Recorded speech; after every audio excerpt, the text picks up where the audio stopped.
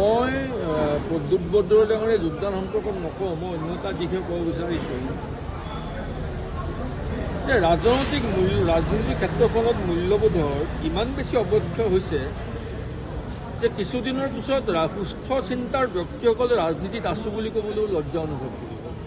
মই সকলোকে অনুৰোধ জনাম যে ৰাজনৈতিক বিধি ব্যৱস্থাত মূল্যবোধক ইমানো তললৈ লৈ নাযাব যাতে ৰাজনৈতিক ক্ষেত্ৰত থকা মানুহক অন্য অসমৰ জনসাধাৰণে ভাল দৃষ্টিৰে চাব নোৱাৰা অৱস্থা এটা সৃষ্টি নহয়, সেইটোৰ প্ৰতি বিশেষ দৃষ্টি নিক্ষেপ কৰিবলৈ মই প্ৰতিজন ৰাজনৈতিক কৰ্মীৰ এটা অনুৰোধ জনাইছোঁ।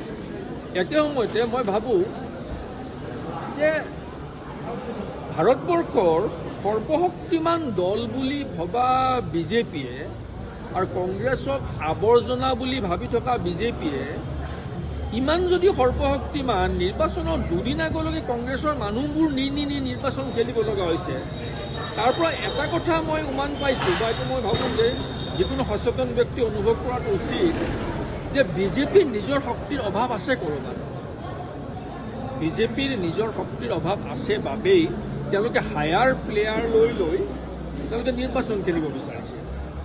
এটা স্বাভাৱিক কথা যে যিকোনো সৰ্বশক্তিমান ফুটবল টীম এটাই হায়াৰ প্লেয়াৰ, দুৰ্বল টীমৰ প্লেয়াৰ হায়াৰ কৰি আনি ফুটবল নেখেলে। বিজেপিৰ মতেতো কংগ্ৰেছৰ অস্তিত্ব নাই, কাৰোবাৰ অস্তিত্ব নাই, অস্তিত্ব নোহোৱা দল। অস্তিত্ব নোহোৱা দুৰ্বল দলৰ পৰা মানুহ নি হায়াৰ কৰি নি তেওঁলোকে ফুটবল টীম বনাই কি শক্তিশালী ৰোল প্লে কৰিব।